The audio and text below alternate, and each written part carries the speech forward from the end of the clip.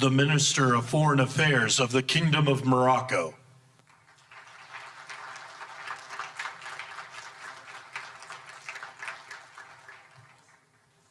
the President of the Argentine Republic,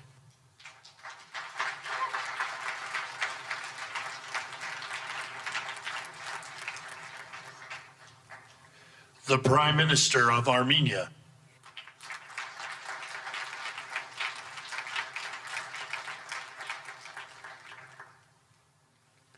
the President of the Republic of Azerbaijan,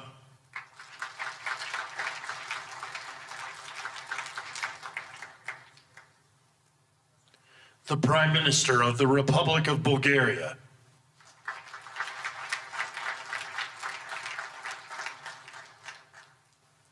the Prime Minister of Hungary,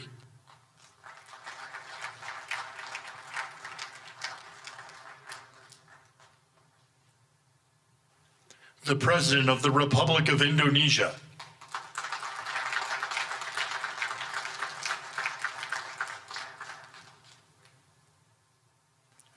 the Deputy Prime Minister and Minister of Foreign Affairs and expatriates of the Hashemite Kingdom of Jordan, the President of the Republic of Kazakhstan,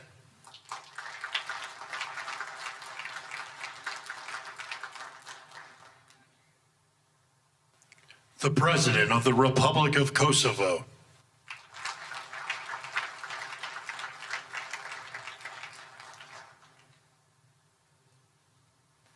the Prime Minister of the Islamic Republic of Pakistan,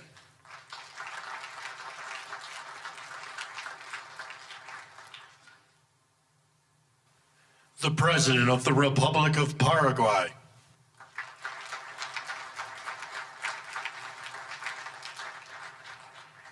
the Prime Minister and Minister of Foreign Affairs of the State of Qatar,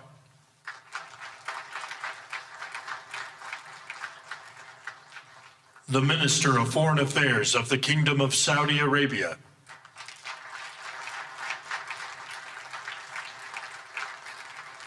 the Minister of Foreign Affairs of the Republic of Turkey,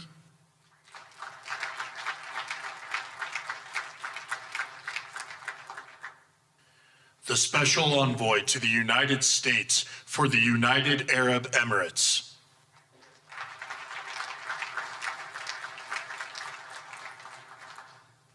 the President of the Republic of Uzbekistan,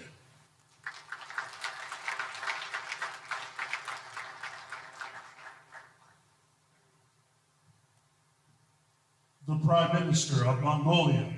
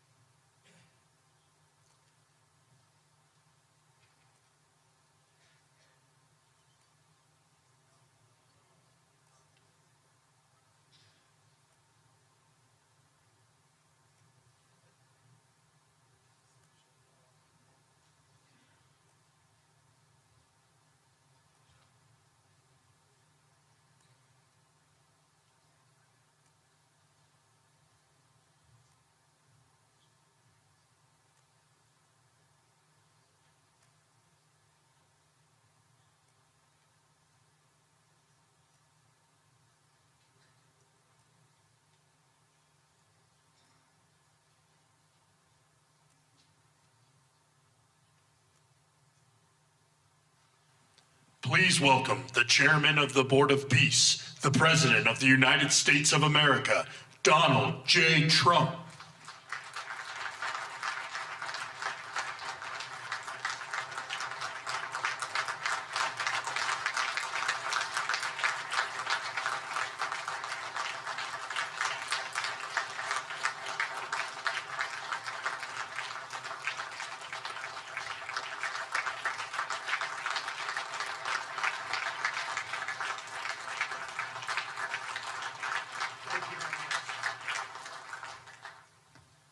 Well, this is a very exciting day, long in the making, and many countries have just received their notice, Everybody wants to be a part of it, and we'll work with many others, including the United Nations.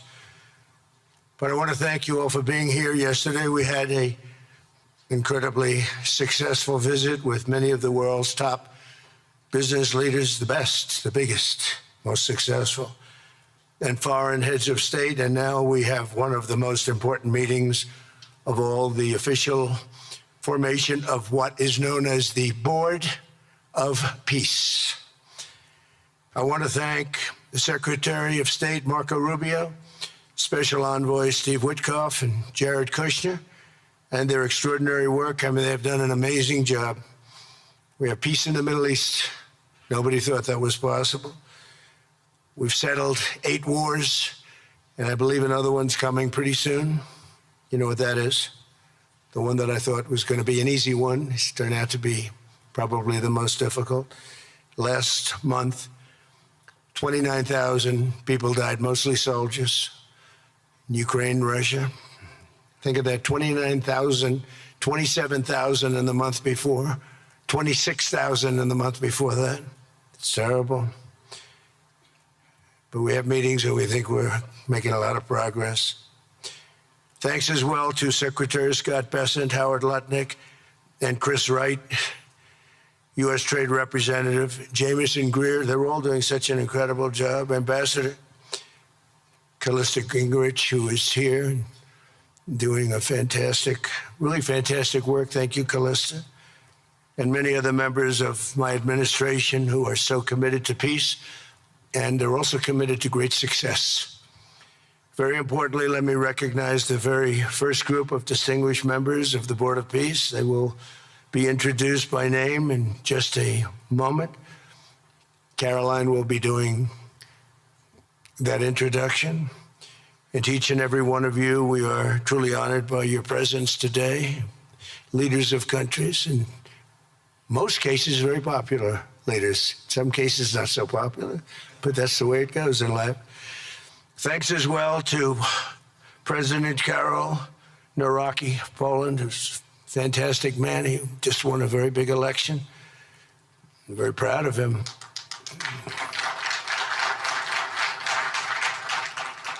Amazing. Along with former Prime Minister of the United Kingdom, Tony Blair. Thank you, Tony, for being here. We appreciate it. And members of the Board of Peace Executive Board, great group. This week marks the 1-year anniversary of my second inauguration as president. No administration in history has achieved such a sweeping turnaround in 12 months' time at home and abroad. We have a tremendous mandate. We won the popular vote by millions. We won every swing state to 7. They were saying, can you win all 7? Is it possible? Because it's not done. And we won all 7. We have a great mandate back at home. As I said yesterday, the U.S. economy is booming with virtually no inflation. It was 1.2% for the last 3 months. And we inherited the worst inflation in the history of our country. And we have economic growth now of 5.4%, looks like. And I think that number can double and triple if we do the right things and if we change thinking so that if you announce good numbers, the markets go up, instead of if you announce good numbers, the market goes down because everybody tries to kill it by lowering or raising interest rates depending on the situation. When America booms, the entire world booms.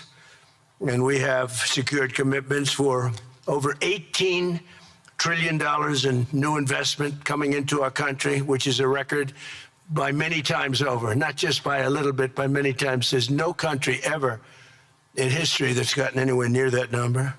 Slashed our trade deficit by 77%. This is in 1 year.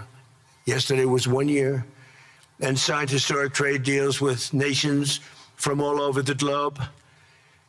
Today, the world is richer, safer, and much more peaceful than it was just 1 year ago. We put out all those fires. A lot of people didn't know, including me, that some of those wars were going on. And some of them were going on for, in one case, 32 years, in another case, 35 years, and another one, 37 years. We were very happy to stop the war that had started with India and Pakistan, 2 nuclear nations, And I was very honored when the Prime Minister of Pakistan said President Trump saved 10 and maybe 20 million lives by getting that stopped just before bad things were going to happen. As president, I ended those 8 wars in 9 months, including Cambodia and Thailand. And by the way, many of the leaders are here. Kosovo and Serbia, the Democratic Republic of the Congo and Rwanda, Pakistan and India, Israel and Iran, Egypt and Ethiopia. We're working on that right now. I met yesterday with a very good general and a very good leader of Egypt. We're working on a dam that was built which precludes the Nile River from getting water. It's a little tough situation, but we'll get that settled. I really had it just about settled in my first term, and then we had a rigged election. Took me out of commission for a little while, but here I am back. We'll get it settled. But it's a pretty tough situation. A dam was built and the water doesn't come down to the Nile. When I think of Egypt, I think of the Nile, but I think of the Nile with water in it. Armenia and Azerbaijan, who, I mean, a lot of these leaders have become my friends. They become my friends. They're here.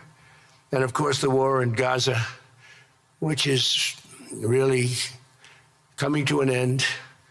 We have little fires that we'll put out, but they're little. They were giant, massive fires, and now they're down to little fires, so we can put them out very easily. We have 59 countries that are involved in peace in the Middle East. Many of them not in the Middle East. They're near the Middle East, but they're not in the Middle East. And many have said that if Hamas doesn't do what they promised they would do, and I think they probably will, but they were born with rifles in their hands. They were literally born. The first day they had a rifle put into their hands, but they have to give up their weapons. And if they don't do that, it's going to be the end of them. But many countries have told me we want to go in and do it, and they really aren't countries that you traditionally think of as being involved in that. But that's the fire.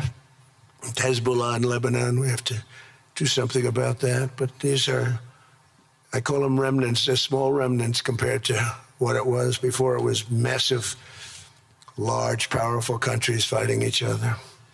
In another great victory,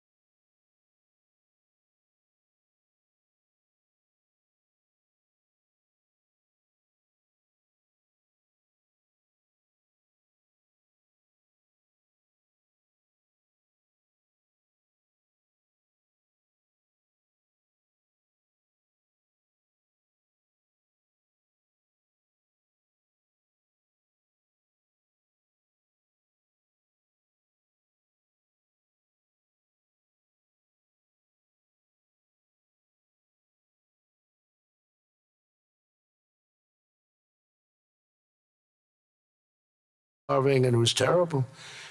Now we have, you don't hear that anymore. We've delivered record levels of humanitarian aid. I want to thank the United States, but I want to thank some of the countries that are sitting right up here, because they've sent great aid, aid also in the form of money, where we go out and purchase food, and you don't hear those stories anymore with people starving. and secured the release of all 20. You know, we secured the release of all 20 living hostages. Now, I want to thank Steve Witkoff and Jared and everybody for working so hard. They worked so hard, but there were 20 remaining living hostages. Now, we got hundreds out, but the last 20, I said, boy, that's going to be a tough one. And I said that a year before, and it was a tough one, but we got them. Got all 20, every one of them. And we had also about 28 that were dead, but the parents wanted them just as though they were living, just as much. Some cases, it almost seemed more. It was amazing, actually, the love but their boy had been killed in just about all cases, young men. Their boy had been killed, and they wanted the body of the boy, and it looked like it couldn't be done. And with the exception of one, and we're close on the track of that, we've got them all, every single one of them, which is amazing. It's a rough job. That was a rough job. And I've been very clear that Hamas must return that last remaining deceased hostage as well, and that will be the full commitment. And then we get on to other things, and we're committed to ensuring Gaza is demilitarized, properly governed, and beautifully rebuilt. It's going to be a great plan, and that's where the border peace really started. And I think we can spread out to other things as we succeed with Gaza. We're going to be very successful in Gaza. It's going to be a great thing to watch, and we can do other things. We can do numerous other things. Once this board is completely formed, we can do pretty much whatever we want to do, and we'll do it in conjunction with the United Nations. You know, I've always said the United Nations has got tremendous potential, has not used it, but there's tremendous potential in the United Nations, and you have some great people at the United Nations, but so far it hasn't. You know, on the 8 wars that I ended, I never spoke to the United Nations about any of them. And you would think that I should have. You would think they could have done those 8 wars, but they couldn't have. And they tried, I guess, in some of them, but they didn't try hard enough. But there's tremendous potential with the United Nations. And I think the combination of the Board of Peace with the kind of people we have here, coupled with the United Nations, can be, you know, something very, very unique for the world. It's for the world. This isn't United States. This is for the world. As everyone can see today, the first steps toward a brighter day for the Middle East and a much safer future for the world are unfolding right before your very eyes.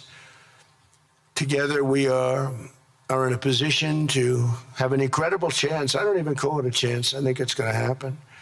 To end decades of suffering, stop generations of hatred and bloodshed, and forge a beautiful, everlasting, and glorious peace for that region and for the whole region of the world, because I'm calling the world a region. The world is a region. We're going to have peace in the world. And boy, would that be a great legacy for all of us. Everybody in this room is a star, or you wouldn't be here. There's a reason that you're here, and you're all stars. You're the biggest people, the most important people in the world, most powerful people in the world. And when you use that genius that you have, that very unusual, very inspired genius, when you use that for peace, the opposite of peace has no chance. So I just want to say it's tremendous to be with you, and I think this is something that we're doing that's very important. This is the most important. I was so looking forward to being here, and yesterday was a tremendous success. A lot of good things happened, but this was something that I really wanted to be here and do, and I could think of no better place because so many people were together. And now to bring the Board of Peace into full force, I ask Sheikh Isa of Bahrain and Foreign Minister Barita of Morocco to join me in signing and ratifying the Board of Peace Charter. Thank you very much, everybody. Appreciate it. Thank you. Thank you.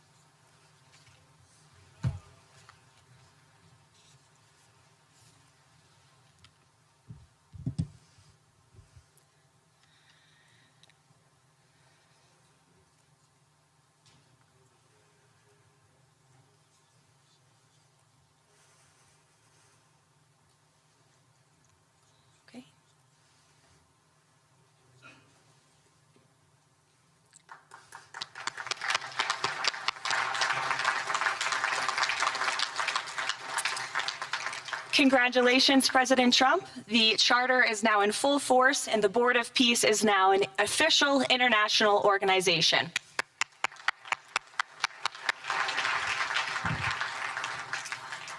We will now continue the signing ceremonies, beginning with the President of Argentina and the Prime Minister of Armenia.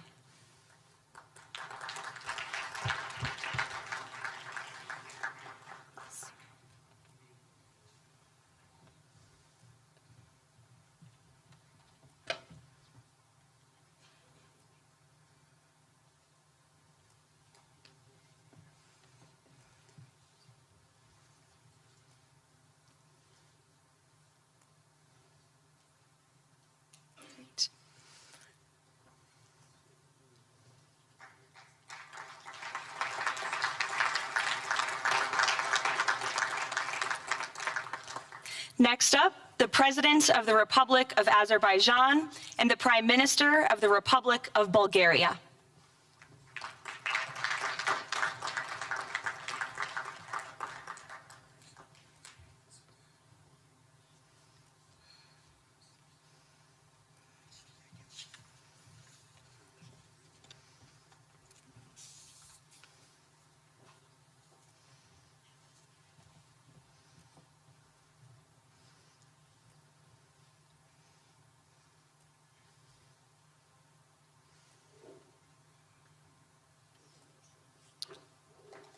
Thank you. Next, the Prime Minister of Hungary and the President of the Republic of Indonesia.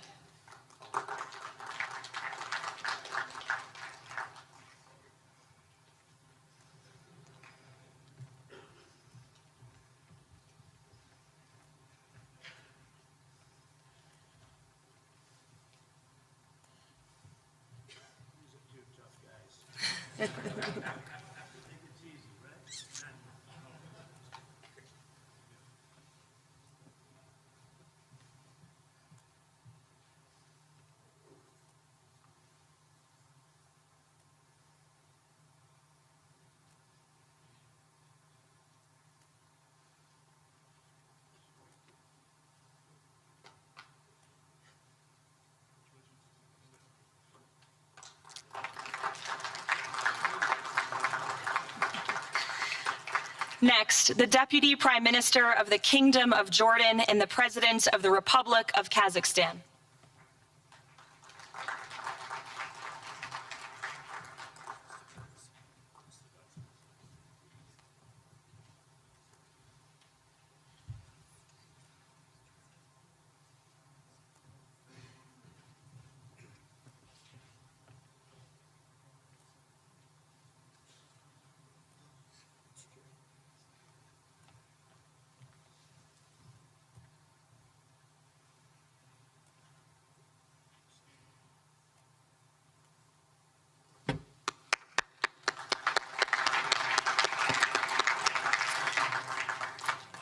Next, the President of the Republic of Kosovo and the Prime Minister of the Islamic Republic of Pakistan.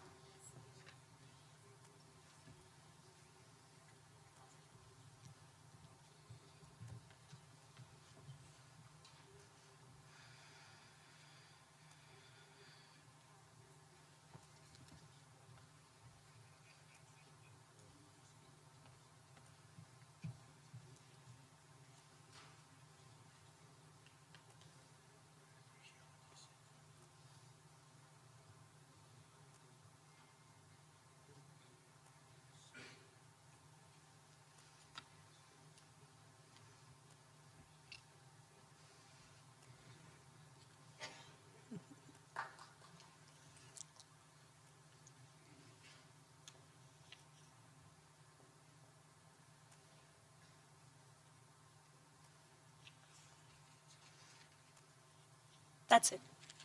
Yes, thank you.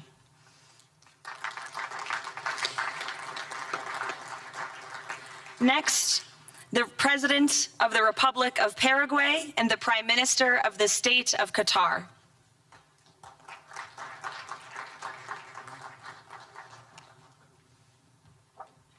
Hello.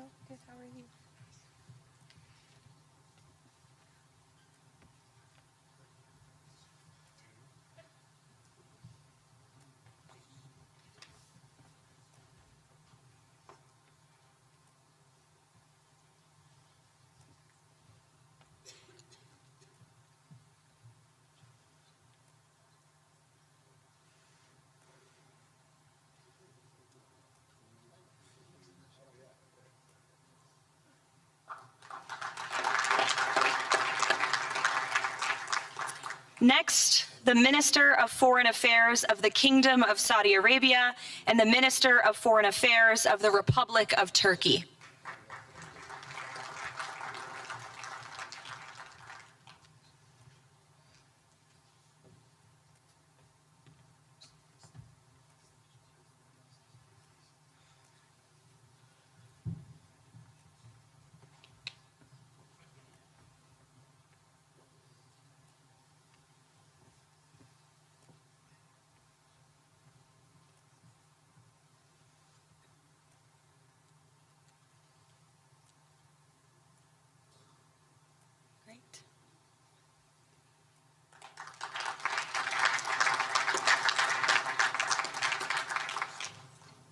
Next, the Chairman of the Executive Authority Affairs of the UAE and the President of the Republic of Uzbekistan.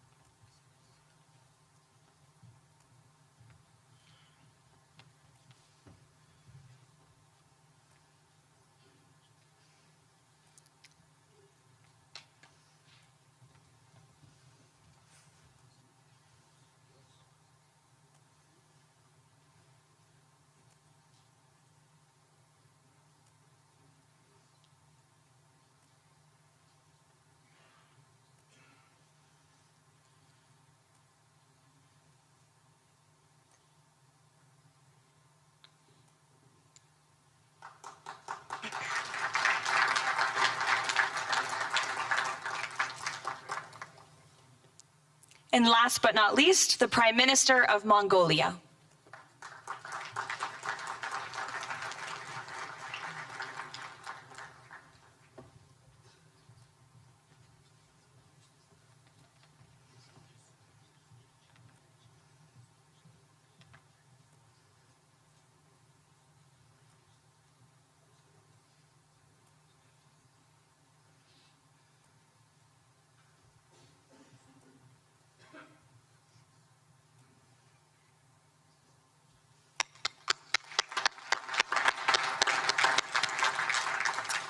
Congratulations, everyone. This concludes the signing ceremony.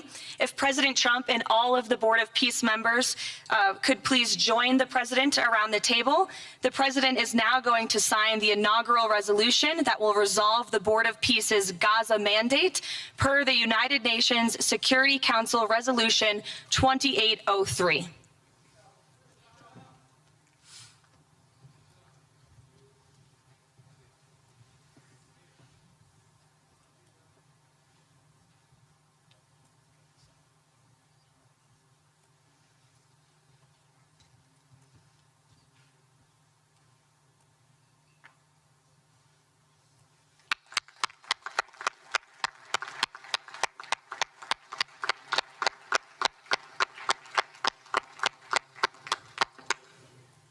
Congratulations. If President Trump and all Board of Peace members could please take their seats in the front.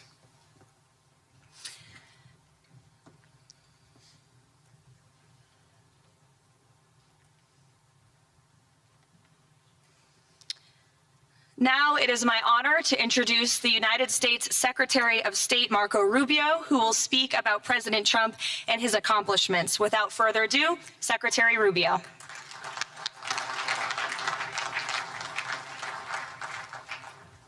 Thank you very much. It's an honor to be here today. It's an honor to serve as the Secretary of State during a historic presidency. And it's a historic presidency because the President of the United States, Donald J. Trump, is someone who is not limited by what others say is possible or what others say is impossible.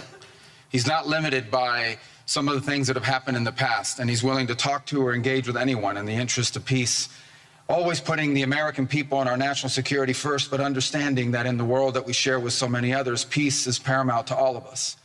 We are here today because of President Trump's vision. If we go back just a few months ago, people thought what was happening in Gaza was impossible to solve. 28 hostages that were dead, others that were still living, all these hostages that were being held. No one thought that that would ever come to a resolution without more fighting and more bloodshed along the way. In fact, frankly, many thought it was intractable. And sadly, many of the institutions that have served us well, in many cases for the last 70 years, were unable to do anything about it. But President Trump had the vision and the courage to dream the impossible, to believe that it was doable, and to pursue it with all of his heart. And he was in that capacity assisted by an extraordinary team, and I think both Jared and Steve deserve a tremendous amount of credit, Jared Kushner and Steve Woodcock, for all the work they put in. And all of our partners here today. And now we have this Board of Peace, who I believe's possibilities are endless. Obviously, with a focus first and foremost on making sure that this peace deal in Gaza becomes enduring. And I know this president has it as his highest priority and will give it everything he has to make sure that this is successful. I also want to acknowledge the extraordinary leaders that are here today. This is not just a board of peace, this is a board of action. Just like President Trump is a president of action. A lot of times people like to give speeches. I've been to many of these forums, and they're not useless, and they're not, they have utility in many cases. But oftentimes in international affairs, we often find ourselves at events where people are reading these scripted statements, these strongly worded letters that they put out, but no action, nothing happens. This is a group of leaders that are about action. And the President of the United States is a president of action, of getting things done. And today is the beginning of that, of a new era and a new stage that we think is so important as a model to the rest of the world of what is possible. And clearly the focus is right now on Gaza and making sure that the plan that's about to be presented to you here today, this vision for the future of Gaza, this vision for the future of the region, is not just possible and promising. It is our destiny if we put the time and the effort that it requires, as I know this board will do.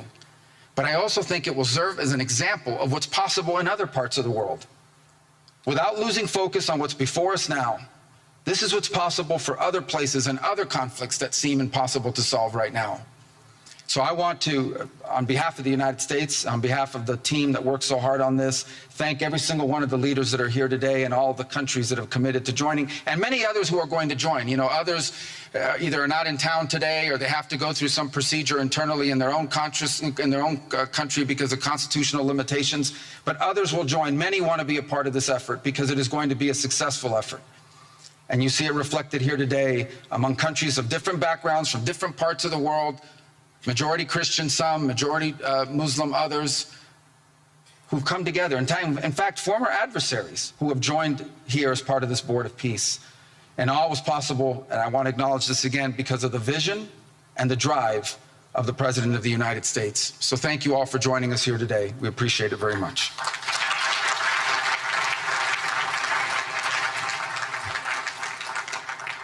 Thank you, Secretary Rubio.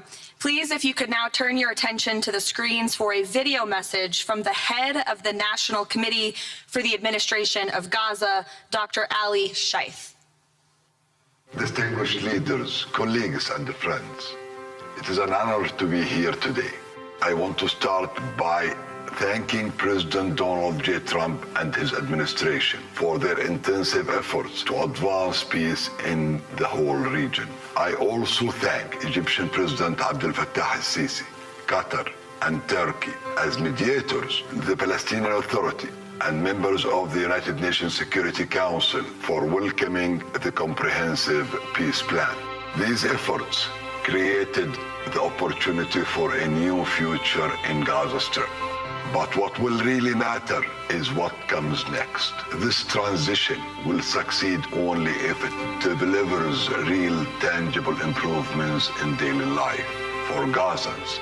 As Chief Commissioner of the National Committee for the Administration of Gaza, it's my responsibility to turn this moment into action, to restore order, to rebuild institutions, and to create a future for the people of Gaza defined by opportunity and dignity, under the principle of one authority, one law, and one weapon.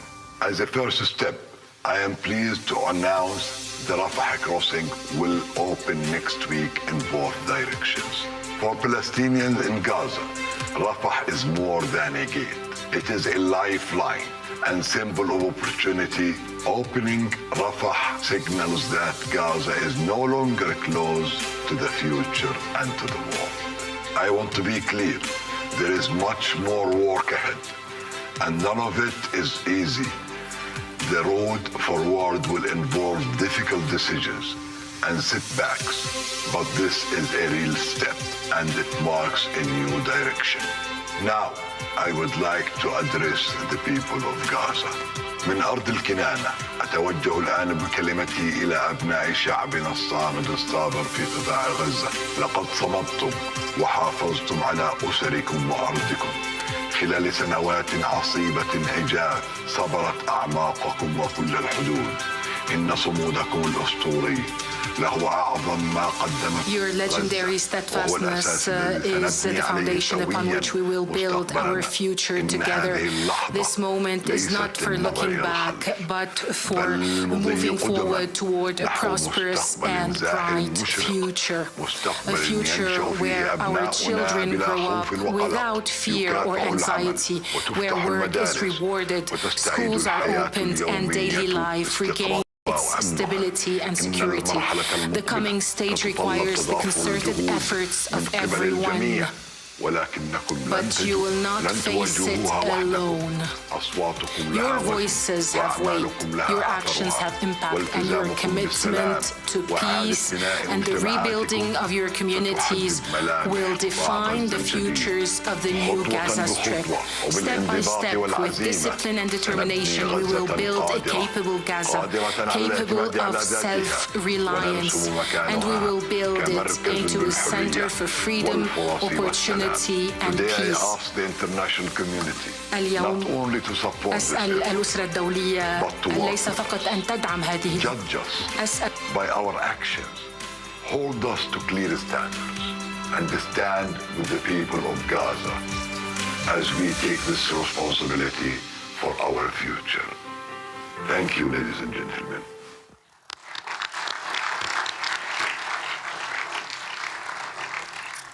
I now would like to welcome to the podium U.S. Special Envoy Steve Witkoff and Jared Kushner.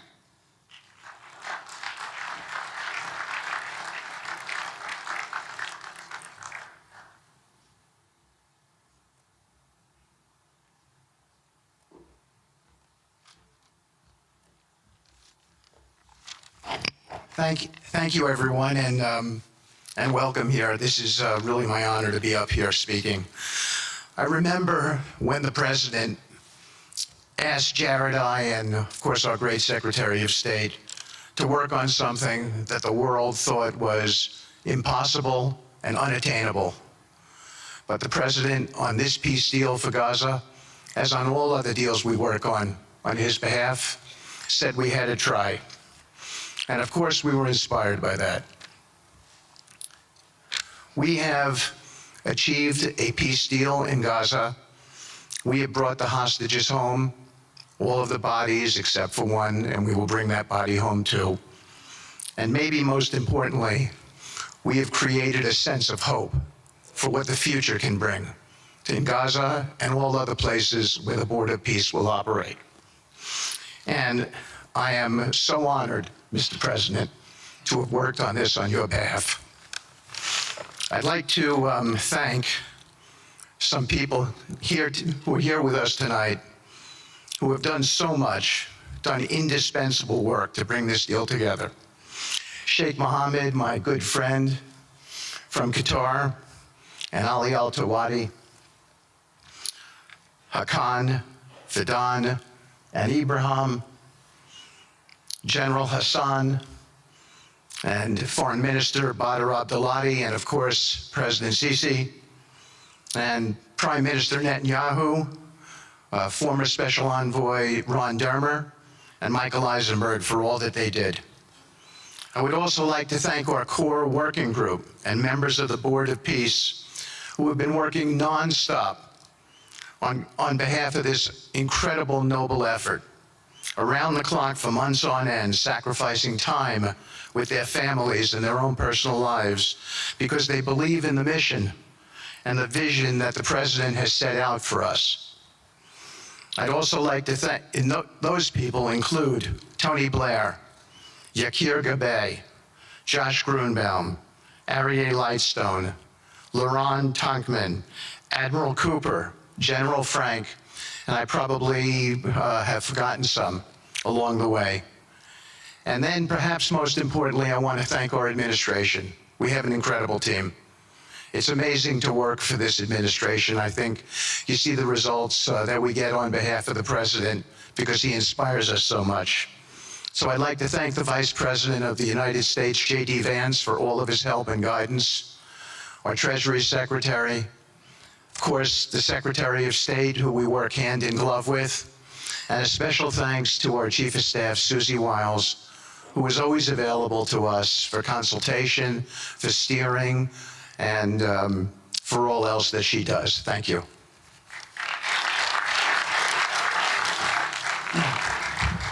Thank you, Steve. And I have to say, one of the great honors for me of being able to work on this has been working with Steve, who really is as brilliant as he is. His heart is tremendous. It's a lot of fun to be with, and even in some of these, very difficult moments where we didn't think things were happening, working together really was an amazing treat.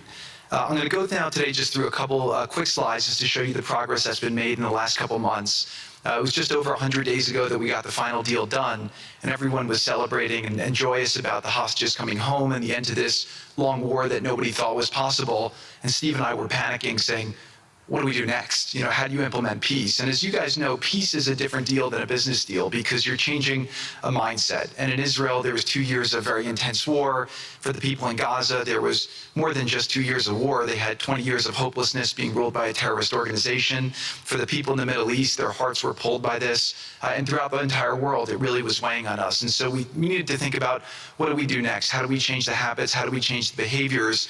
And we really got to work right away. And the team that Steve thanked, including the White House team and the team of volunteers, it's really been an incredible effort, very entrepreneurial, and we really did it in the way. I've been working now with President Trump for 10 years on politics, and what continues to amaze me is that he always takes a first principles approach and says, what's the most optimal outcome? Aim for that, whereas politicians are always focused on the downside or what could go wrong or how to make it a little bit better. He always says, aim for the best possible and do your best to get there. And if everyone thinks it's impossible, that's even more reason why you should aim for it. And so really thank you for the leadership and the inspiration for doing this. And I think you'll see today we've achieved more than thought was possible, and our ambition is still to go for something, I think, better than most people think is possible as well. So let's see if these things work. They never usually work. Good. So quickly, I'll go through this 2-year war, 90,000 tons of munitions. There's over 60 million tons of rubble there, and tens of thousands of fatalities. Through the ceasefire, we were able to get to through the 20-point plan, ceasefire, release of hostages. Getting the UN resolution passed was a huge, huge effort, really thanks to Mike Waltz and the whole team there. They did an incredible job. And we then, with the help of the UN, we've worked very, very well with them. This is why you need a new organization like the Board of Peace to work with the UN. I want to thank Tom Fletcher, did an incredible job of really getting it going. We've done historic humanitarian aid. Going forward, number one thing is going to be security. Obviously, we've been working very closely with the Israelis to figure out a way through de-escalation. And the next phase is working with Hamas on demilitarization, which I'll talk about in a second. But without security, nobody's going to make investments. Nobody's going to come, build there. We need investments in order to start giving jobs. We want to take these people. 85% of the aid of Gaza, 85% of the GDP of Gaza has been aid for a long time. That's not sustainable. It doesn't give these people dignity. It doesn't give them hope. And so we want to use free market economy principles. A lot of what President Trump spoke about that he's doing in America, we want to bring the same mindset, the same approach to a place like Gaza to give these people the ability to thrive and have a good life. Let's see. So on the aid, I mentioned the UN. So now people are talking about famine. 100% of the food needs are met, and that's been overabundance. The cost of goods have gone down tremendously. Over 55,000 trucks have gone in, and over 1.4 million pallets. And it's been the largest humanitarian effort done into a war zone that anyone's been able to tell us about. This really has been a great joint effort that everyone's been able to do, and so it's a great thing. We all just heard from Ali. We have been so impressed. Steve and I were speaking to him and the entire committee. Such bravery of these people to step up. And we've worked with the Palestinian Authority, who's been helping us as well. But this committee is the first time it's a technocratic, apolitical committee. I really want to thank the Arab partners for helping us select the right people to do this. And we just need to believe in them and support them. I put this up here. It's probably a little too small for me to read, but this is really important if you saw the mission statement. So Hamas's mission statement was, we need to destroy the state of Israel. That has not worked well for the people, as we've seen. Their mission statement is, we are committed to establishing security, restoring the essential services that form the bedrock of human dignity, such electricity, water, healthcare, and education, as well as cultivating a society rooted in peace, democracy, and justice, operating with the highest standards of integrity, transparency. So these are the basic things. Their goal is to have peace and to help their people, which is an obvious mission statement for a government, but actually fairly novel for Gaza. So we did a master plan. We brought in, I think, Yakir Gabay, who's one of the most successful real estate developers and brilliant people I know. He's volunteered to do this, not for profit, really because of his heart. He wants to do this. And we've developed ways to redevelop Gaza. Gaza, as President Trump's been saying, has amazing potential, and this is for the people of Gaza. We've developed it into zones. In the beginning, we were toying with the idea of saying, let's build a free zone, and then we have a Hamas zone. And then we said, you know what, let's just plan for catastrophic success. Hamas signed a deal to demilitarize. That is what we are going to enforce. People ask us what our plan B is. We do not have a plan B. We have a plan. We signed an agreement. We are all committed to making that agreement work. There's a master plan. We'll be doing it in phasing. In the Middle East, they build cities like this in 2-3 million people. They build this in 3 years. And so stuff like this is very doable if we make it happen. Rafah will start with. This will show a lot of workforce housing. We think this could be done in 2-3 years. We've already started removing the rubble and doing some of the demolition. And then New Gaza. It could be a hope, it could be a destination, have a lot of industry, and really be a place that the people there can thrive, have great employment. Once this starts going, we think there should be 100% full employment and opportunity for everybody there. And we have a lot of data on what can be, but we think that this really gives the Gazan people an opportunity to live their aspirations. But it all starts with security, and it all starts with governance. Final note I'll just say on the Board of Peace, which is that all the lessons we're doing is we're basically studying the best practices from all over the world, and we're watching who does education the best, who does healthcare delivery the best. All of these things it's not secret IP. All this is IP that the Board of Peace is going to make public, and we want to encourage all the countries to be able to follow these best practices. A lot of the things that President Trump is doing in America, if they're working, we should all be copying them. If we find what's working in other countries, we should be copying them too. And so what the Board of Peace will have the ability to do if we're successful with Gaza is really show how do you do peace implementation, which is something that when we got this deal done, we didn't really find too much expertise or know-how on how to do it. So as we're creating this system, hopefully it's something that we can just document these learnings and make them available to all else who want to use them in the future. So demilitarization, this is something we're starting now. We have a new government in Gaza. This government will be working with Hamas on the demilitarization to really take the principles that were agreed to in the document to the next phase, and hopefully that will be successful. Without that, we can't rebuild. So if Hamas does not demilitarize, that will be what holds back Gaza and the people of Gaza from achieving their aspiration, and that's very important. So the next 100 days, we're going to continue to just be heads down and focused on making sure this is implemented. We continue to be focused on humanitarian aid, humanitarian shelter, but then creating the conditions to move forward.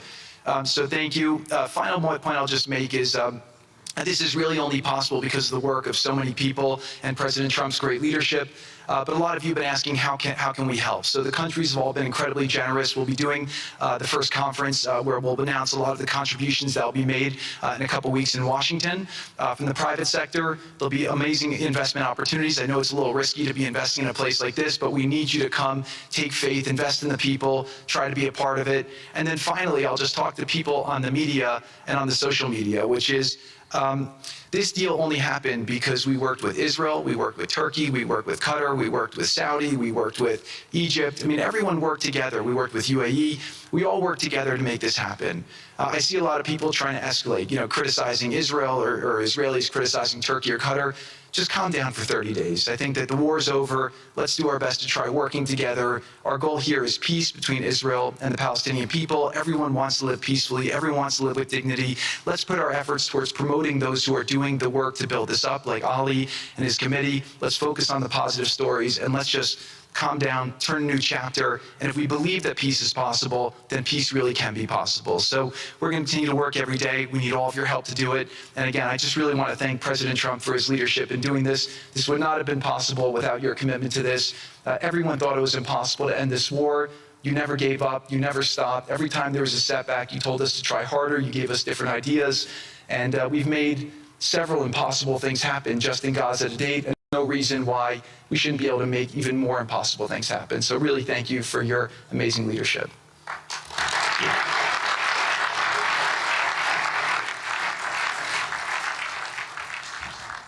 Thank you, Jared and Steve. Now I would like to introduce and welcome to the podium the High Representative for Gaza, Nikolay Mladenov.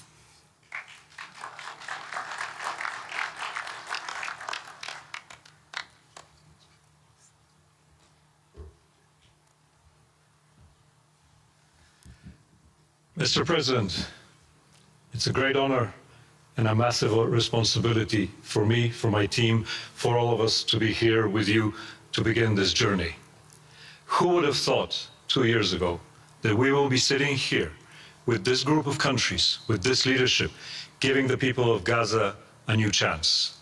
Who would have thought that last Friday I would be sitting, Mr. President, in Cairo with an amazing group of Palestinian technocrats, people who you don't see on the news, people who are not media personalities, but who are experts, who are committed to giving their people a chance in life. And this is what this is all about. For too long, Gazans, Palestinians, and Israelis have lived with conflict, with death, with destruction. Now, the page turns. And whether that page turns successfully really depends on all of us. We have the ingredients for it. We have the leadership of the United States and President Trump. We have a great group of countries joining the Board of Peace and more to come. We have a fantastic Palestinian team on the ground, and we must make it work. Our partnerships are there, our plans are in place, and we need your support. And finally, I look to all of you who are in this room and who are watching this meeting from their screens at home or in their offices. Please put away your talking points for a minute. Please put away your fears. Please put away your concerns. Please stop listening to the rumors and to the gossip. Focus on what we have to do today, because the future of 2 million Palestinians is at stake, and if we give them a chance, we will do more than that. We will create opportunities for 1 billion people who live in the Middle East and beyond, and who are responsible, also who want to see transformation and a chance in life for the future. So please join us on this journey, join the Board of Peace, and join us in supporting this excellent initiative. And thank you again, President Trump and the United States, for taking this decisive leadership forward.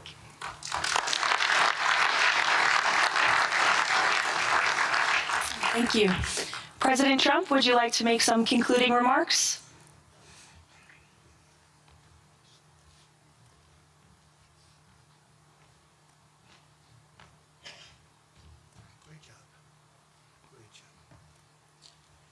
Well, I just want to tell you it's all happening. And one of the first things I said when we really got involved in this project, and it's a big one, but it's very doable, I said to Jared and Steve and some of the other folks, including Larry Fink, and congratulations on the great success. The two of you have done a fantastic job. This is bigger and better than ever. We usurped some of your time for a very important reason, and you understand that better than anybody, and we appreciate that you're here very much. Thank you both very much. But I said that, this is a great location. It all begins, see, I'm a real estate person at heart, and it's all about location. And I said, look at this location on the sea. Look at this beautiful piece of property, what it could be for so many people. It'll be so great. People that are living so poorly are going to be living so well. But it all began with a location. That's the vision. They look out on the waters, and very few places are like it. So we put together a team that's outstanding, a team that's done it before, a team that I think has done tougher jobs, if you want to know the truth. We've done some tough jobs. And we continue to, as far as the United States is concerned, we're behind it. And the United States has never been stronger, never been bigger, better. It's doing really well. You see that, building thousands of businesses, plants, factories all over the United States are right now under construction. Nobody's ever seen anything like it. And this is just an honor to be involved with this, and to be involved with the great people in this room and the great leaders that are sitting on stage. We thank you very much. And we have many others that have signed up, and they all want to be members of the Board of Peace, because it really will be important. This is not going to be a waste of time. We waste so much time on things that never happen. This will happen, and it's already happening. Thank you very much, everybody. It's a great honor to be with you. Thank you. Thank you.